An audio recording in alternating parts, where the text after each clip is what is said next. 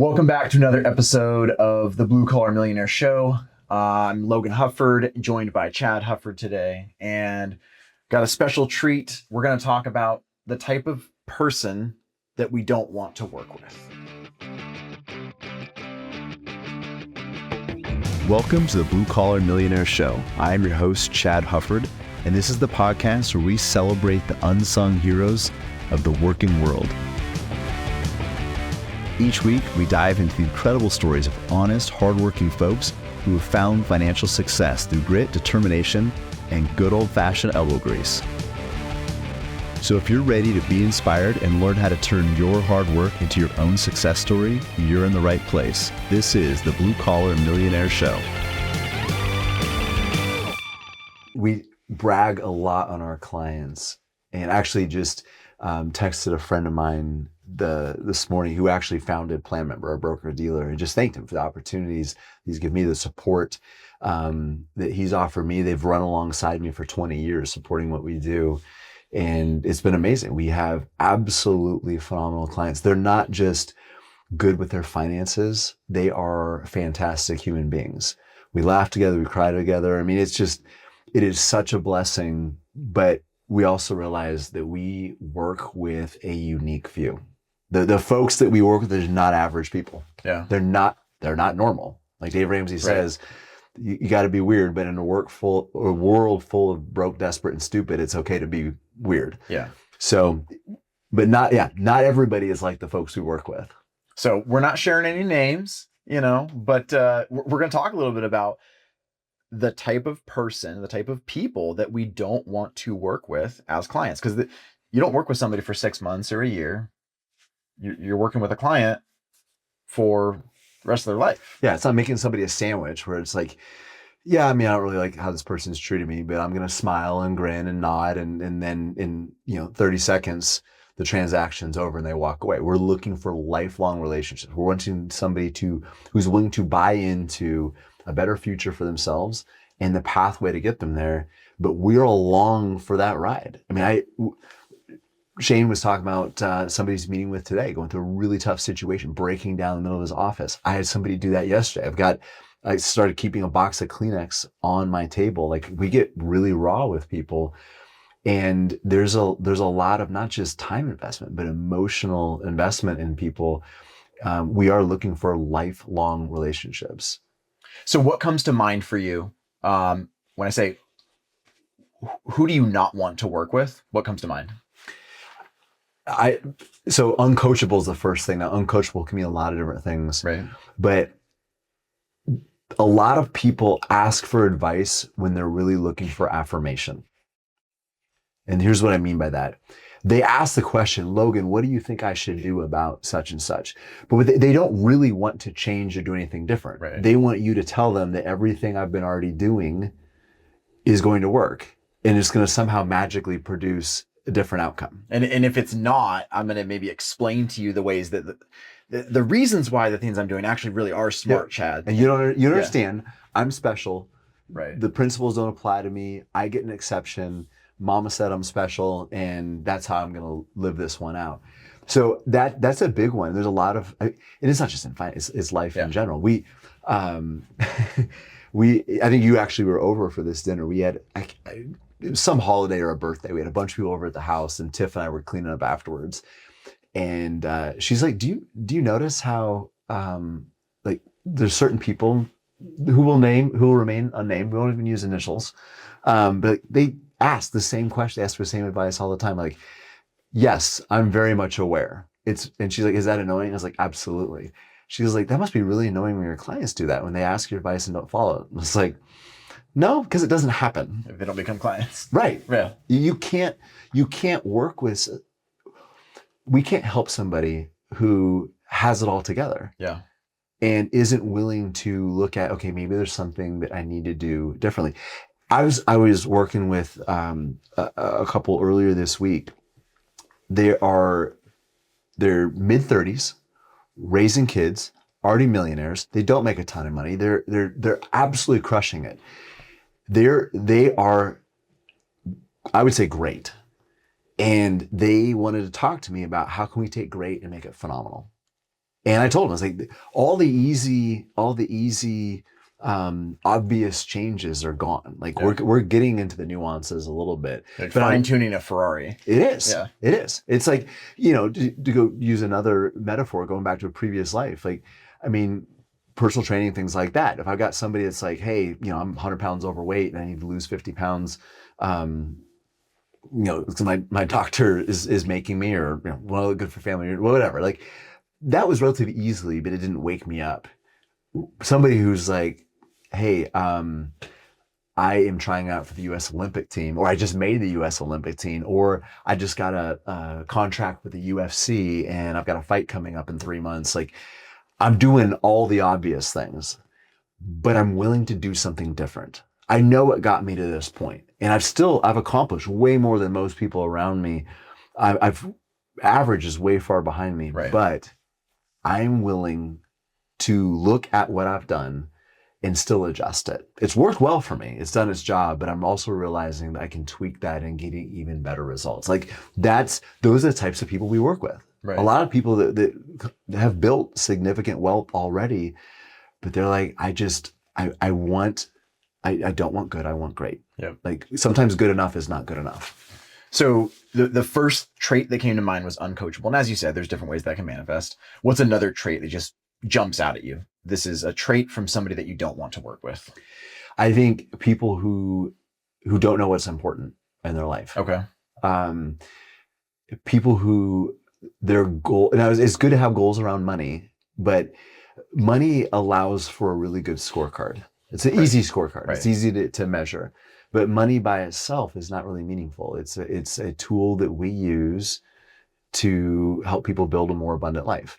And abundance is not measured in dollars. It's measured in relationships and experiences, in impact, measuring the difference that you're making in other people's lives, which is hard to put a scorecard on there. But if people don't know what's important, the tendency is for them to chase what they think other people value.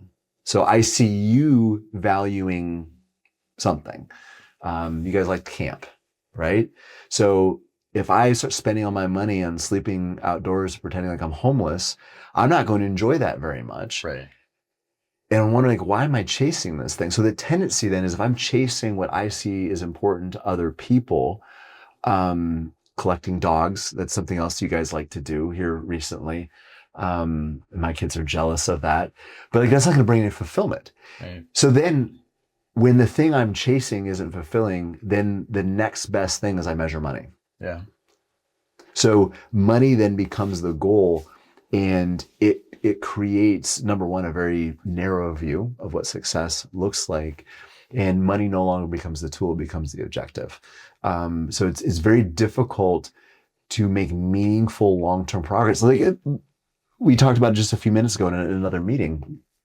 You have to raise the stakes on what financial independence looks like. If it's just quitting your job, that's not meaningful enough to make the sacrifices, to make the commitment, make the hard choices, to change what you've done, change your behavior, to realign it with this new goal. All that stuff is hard. If it was easy, everybody would be wealthy. It's not. So we need to raise the stakes on what are you going to do with your financial independence. Logan, what would your life look like if you never had to collect a paycheck ever again? Those are the types of questions that we ask.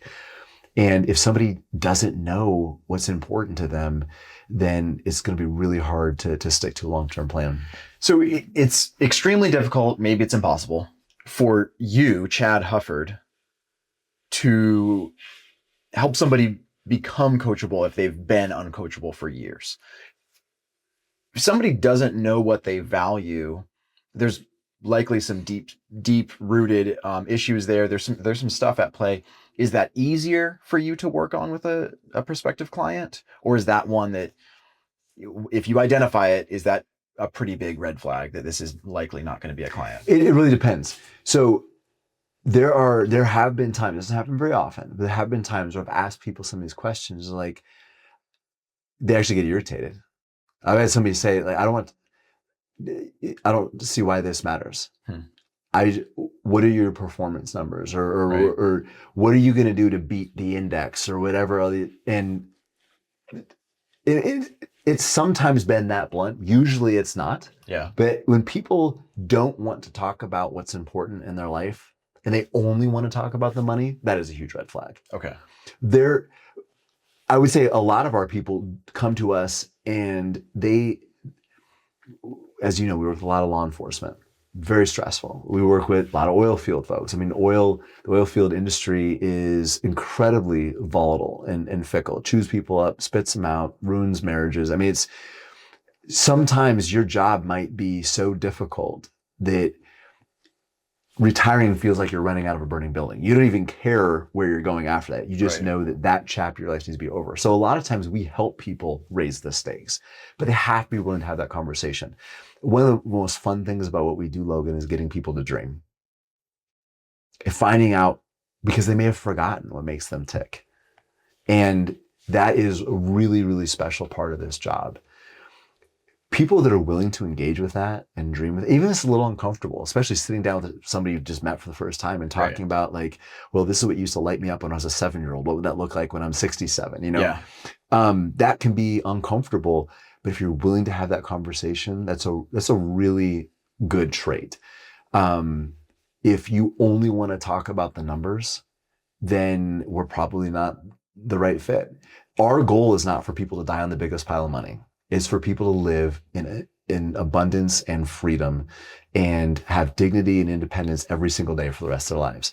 And that isn't the highest returns necessarily. It isn't having monster 401ks and IRAs. It comes from having balance. And when people pursue wealth as an end in and of itself, we're not a good fit. Yeah. So take me through an early interaction that you might have with somebody who is definitely not ideal client material. And not that you're running through like a script of what the conversation would look like, but we've identified some of the traits. What are some of the questions they might ask? What are some of the things that they might say that just red flags just popping up, whether it's you're at a barbecue talking to somebody or they've called into the office, whatever. People who want to get really into the weeds on the tool or tactic before they want to talk about the destination. Okay. So the metaphor I used to use would be like jumping in a taxi. We don't do taxis anymore. It's all Uber drivers, right? Or Lyft or whatever. But back in the olden times, in the 1900s, when Logan and I grew up, you would actually have to get inside a car and explain to people where you wanted to go. Maybe you called them on a payphone. You might even call them on a payphone. Yes, a rotary dial machine. We're losing like a third of our audience right now. Like, yeah, what in the world? Rotary. I was going to say they were going to look up on the dictionary what these things were, but they don't know what a dictionary is either. They picked up the white pages, looked up the taxi's number, went to the rotary phone, got a little workout while you were dialing. Okay, we're losing people. But imagine getting picked up by a taxi and you want to ask about, well, you're asking how much horsepower the thing is. You're asking, well, how fast does this go? And they're asking, well, where do you want to go? Like, let's just, how fast can we make this thing go? Right. Like, people ask that financially all the time. Like, how fast does this go? Like, or what do you... What kind of leather's on these seats, some of the stitching. And I'm like, well, we can get to that. It might be important because it might help you keep you comfortable. But the first thing I need to know is where are we headed? Right. Where is this vehicle taking you? And what's really cool about this job is we can actually alter the vehicle along the way to make your ride more comfortable. But I want to make sure I'm taking you in the right direction first. So people ask, one of the big things is, we had somebody ask just recently what our performance was. And so we've got Veritas serves over 1,000 families. Everybody's financial plan and their investment strategy is tailored to their own financial goals. Just like you wouldn't take directions to my house and expect to get back home. Right. Even if our starting place is the same, our destinations are different. You can't take my directions and expect to end up where you want to end up. Yeah. And the same thing goes with finances. So they're individually tailored. Like, we don't have well, here's our Veritas portfolio. It's one size fits all and it did X. But even that question, and I tried to redirect it, but even that question, and it can be very valid, and sometimes people just don't know. But when they won't give that up, our goal is not to beat an index. Because you could beat an index and still run out of money in retirement. And going back to previous episodes, we talked about the tool matters, but it's how you utilize the tool. Right. Just think about somebody driving. A Ferrari might go 212 miles an hour. Most people don't have the skill to drive at that speed, so it doesn't matter. So you might be driving a Ferrari at 212 and be fine with it, but most people aren't. We had a lady flip her car doing a U-turn yesterday because she tried to drive up on the side of a snowbank at 45 degrees. She wasn't operating the vehicle. It didn't matter how far or how fast the vehicle goes. Right. She wasn't operating it properly. So asking the question, how fast can I get this? It's the wrong question. Right. Do you know how to drive? And that's what we try to do, is find that, are we going in the right direction? Is this a vehicle that we can operate together, not to go as fast as possible, but to get you to your destination in a reasonable amount of time? The performance of the vehicle isn't as important as the behavior of the driver. What are some other things that people want to talk about? Current events. Okay. And this isn't a huge red flag, but it's when they can't get past it. Yeah. It's not just small talk or a way to get to know you, but it's really. Yeah. And especially when it's catastrophizing. And there's always at least one news story out there that could end up as a catastrophe. And in the rare times it's not, then something is manufactured, and there's always something out there that is, and we live in a fallen world there's awful people. Right. There's a lot of evil out there. Right. I don't discount that. But it's really hard to make forward progress when you're worried about all the awful things in life that you can't control, because you end up missing what you can control, the things you actually have influence over. And when is national debt concerning? Yes, it is. Do I like it? We're $30 billion, whatever the number is today. Is that a good? No, it's not a good thing. Does it keep me up at night? No, I can't control it, and it doesn't change my financial goals. Yeah. So I have to be able to give that up. And some people, when we talk through some of this stuff, they're okay, I can see past this and become more future focused. But that's a big part of it, is focusing on current events, even if you're not catastrophizing. It keeps you from being future focused. What are you going to say? There was a guy that called in. Again, we're going to use names, but I'm sure he's not listening to this episode either. But he called into the office, and literally it was just a list of red flags, basically. But one of the things he mentioned, he goes, I'm working with such and such company, but I'm not happy with them. And when questioned why, he goes, well, when all this crap's going on in the world, like, they never respond fast enough with what I'm invested in. What did Chad pay this guy to call in and voice this as? But that's where he wanted them to just move and shake constantly with every new news story. So he wanted his investments to move and be adjusted based on current events rather than be aligned with long-term goals. But I think that's normal. That is normal. People want their investments to be dictated what's happening in the moment, not where I want my life to be in the future. Yeah. You cannot make a financial plan based off catastrophe.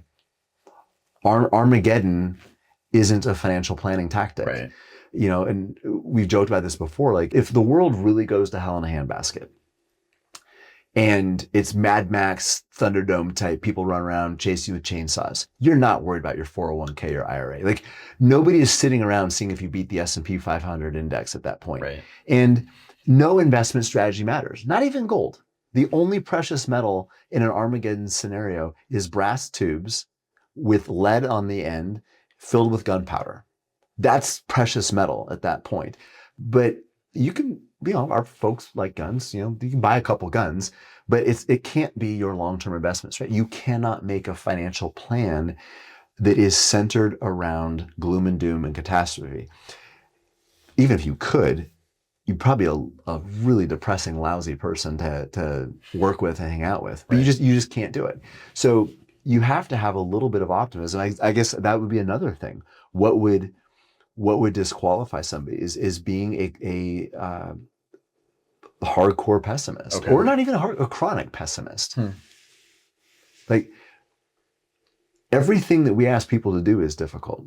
We ask them to ride through a lot of uncertainty, market storms. We ask them to put money that they could spend in the moment and gifting it to their future selves. And maybe not even their future selves. It might be their kids and their grandkids. Yeah. We ask people to actually buy what they can afford and not to put stuff on credit. They actually have to have the money to pay for something now, which is crazy in today's world, where you spend money you don't have to buy things you don't need to impress people you don't even like.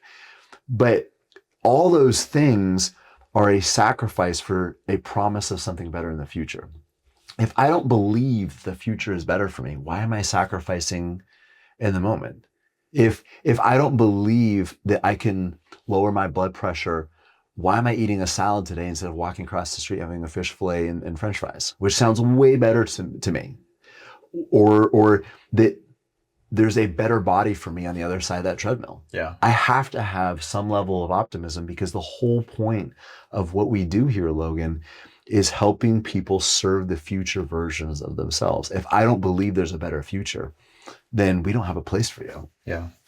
Well, give me I've got a couple of questions. I've got 3 that I want to ask in closing, but give me one more trait or one more thing that somebody might bring up that's a big red flag. Actually, I should have mentioned this earlier. This is one of the biggest things I look for. It's people who don't take ownership. Okay. Now, there's a lot of people who are in very difficult situations through no fault of their own. The lady I talked to yesterday recently lost her husband, very, very young, very tragic. There's a gal in here today who is dealing with some very, very severe family health issues as well. Those can cause a lot of financial stress. It may not be your fault that you're in your current financial situation, but it is your responsibility to climb out. But a lot of people did create their own financial mess. They made the bed that they're laying in right now.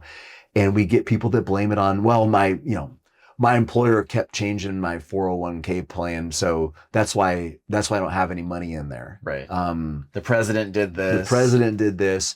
My ex-wife, well, the first ex-wife, the second one wasn't so bad. Now the third one was a real nightmare. I'm like, well, you're the only common denominator in all these marriages. Like, people who won't look, and again, it may not be all their fault.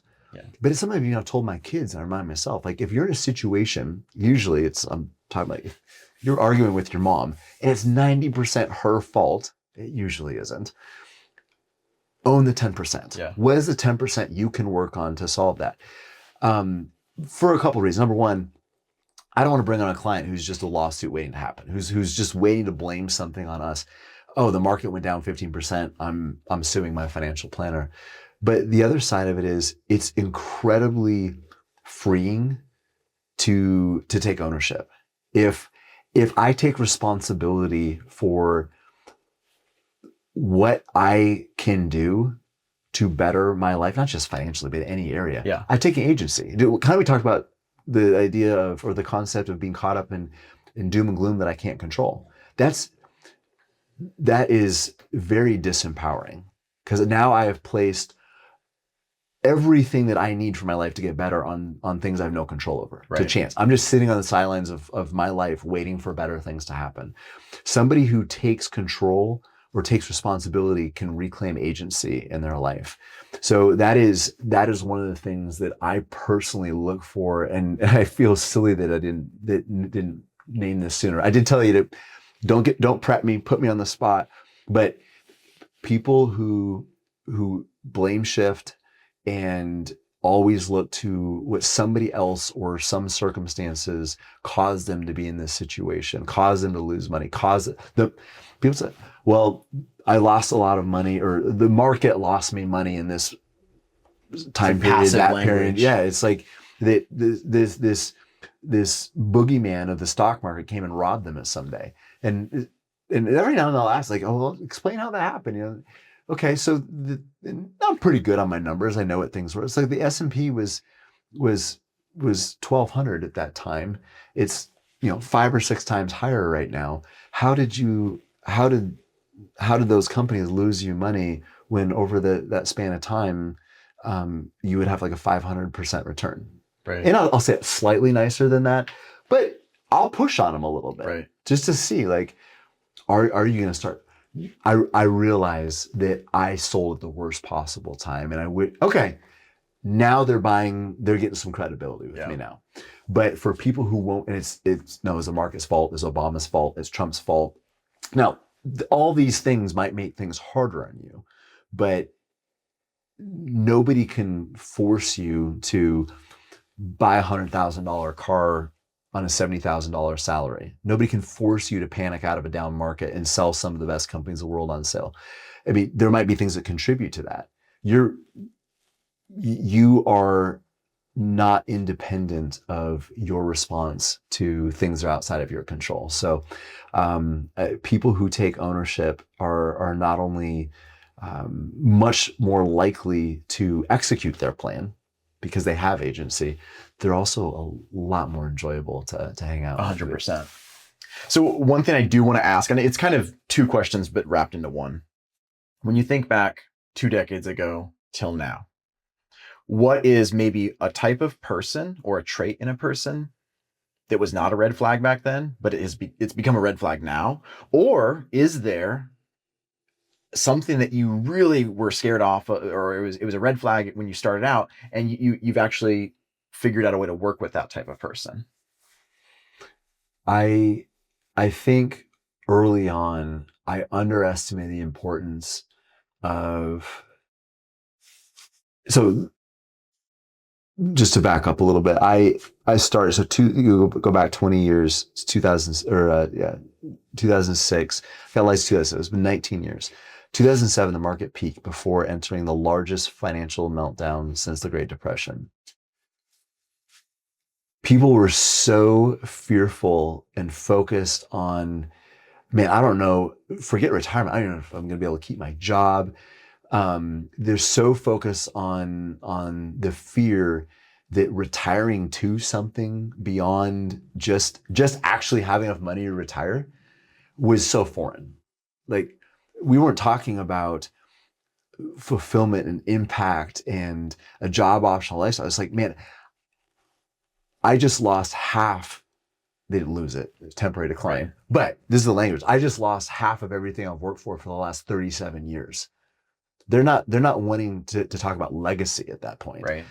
So I think I underestimated, it was too easy to be focused on just the ability to quit your job and not having something beyond that. And I've learned, and I wish I could go back, because if I could have raised the stakes on that, it would have, not only would it heighten people's awareness of long-term goals, it would have pulled them out of the circumstance. It's a lot easier to look long-term and ignore the short-term when that thing you're working towards is more tangible, more exciting. And that would have really helped people get out of it. I'm not diminishing how difficult that period was. It was horrible.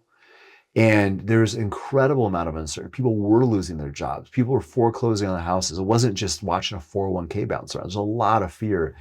But being able to raise the stakes on what financial independence looked like would have given people permission to step out of the current mess and see that there is still hope out there. Yeah.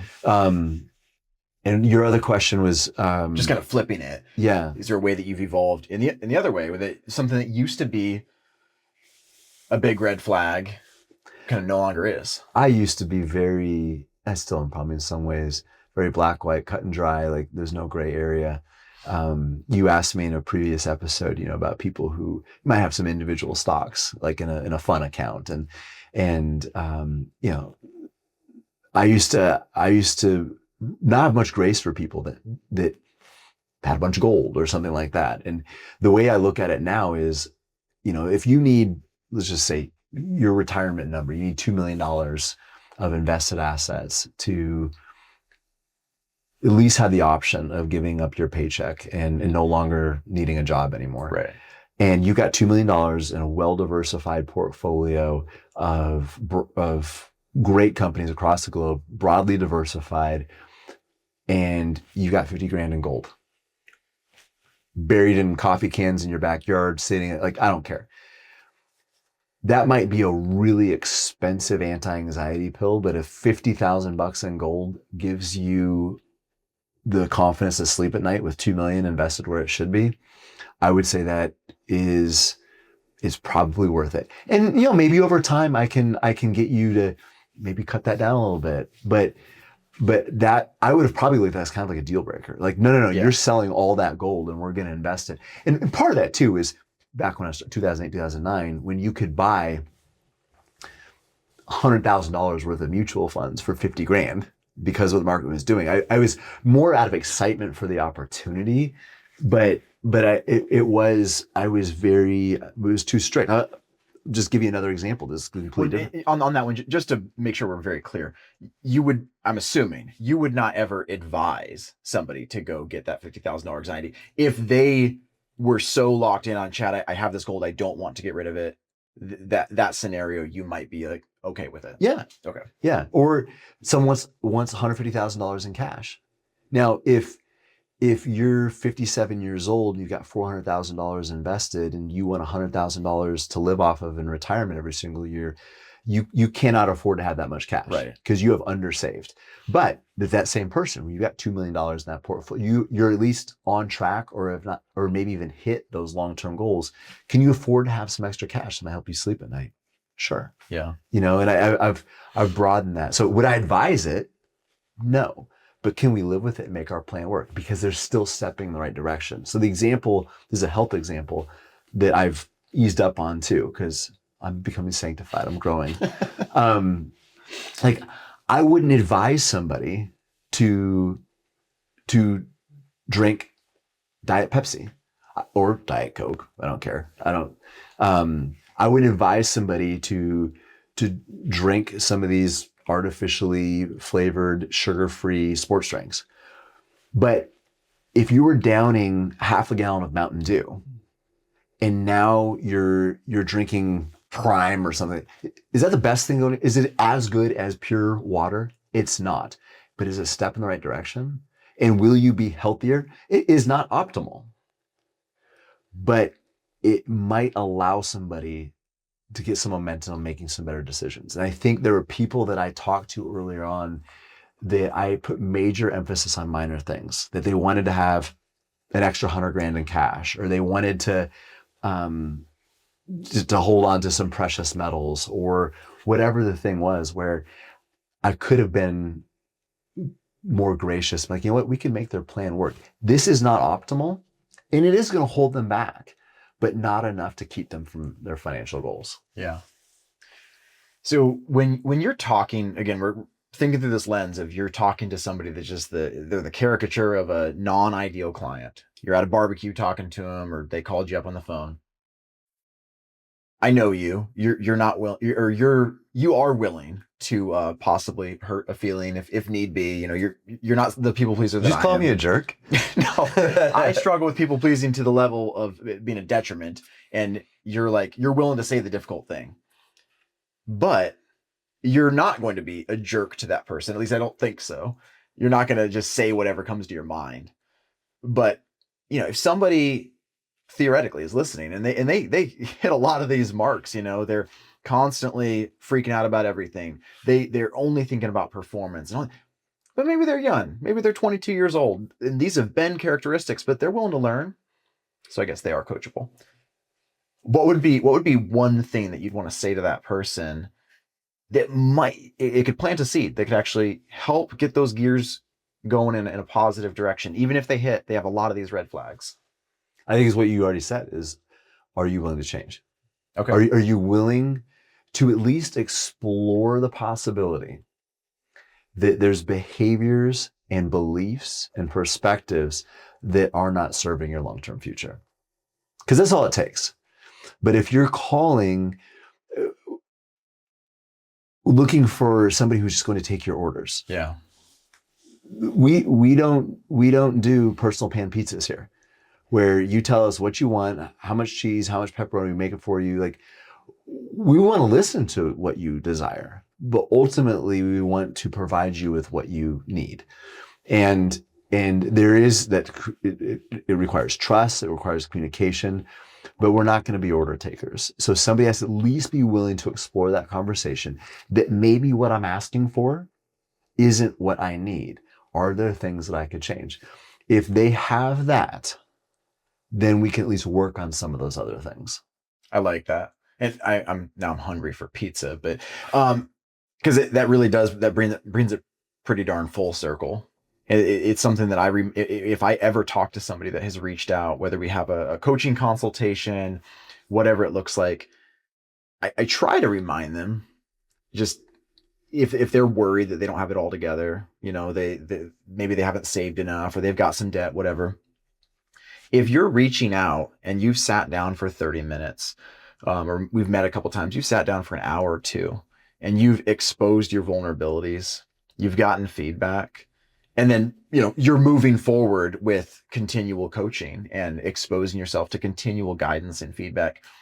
I mean, I don't know what the percentile is, but you're putting yourself at the tippy top of people, because in any area of life, most people just will not do that. Mm-hmm. And so speaking to our clients, speaking to our listeners here, those watching us on Instagram, I mean, if you are somebody who's willing to work with us, willing to put your stuff out there and receive coaching and feedback, that is something that probably 90+% of people just will not do. And that's whether we're talking health, relationships, finances, whatever. It's a pretty special thing. I had somebody in the office one time, and they were vetting me. I was vetting them at the same time, and they made some comment about kind of along those lines. Like, what if I want to do this? I want to do that? Like, I mean, if you're my financial advisor, you should do it. And I knew that this guy wrestled very competitively, and I said, Did you ever have a coach that allowed you to run practice however you wanted to do it? And pretty quickly, I think he saw where it was coming with it. I was like, I mean, as a coach, part of your job is behavior change. It's getting people to do the things they don't want to do to accomplish what they said was extremely important to them. And, on days where people are motivated, that might be really, really easy. They might be motivated to do all the right things. We're human beings. We're not, motivation is so fickle. And that's where coaching and accountability come in. But people have to be willing to accept. I cannot force somebody to stick to their financial plan. I cannot force somebody to stay invested when the market goes down. I cannot force somebody to stick to their budget. I can't force somebody to pay down their credit cards or to not get a credit. I can't. I can be a source of accountability and encouragement, but they have to be willing to subject themselves to that. And you're right. We work with people who are doing the things that most people won't to achieve what most people never will. And it's very unique, and we're very, very picky, and we are blessed not only that we have wonderful folks that we work with, but they often introduce us to other wonderful folks that are a lot like them. Yeah.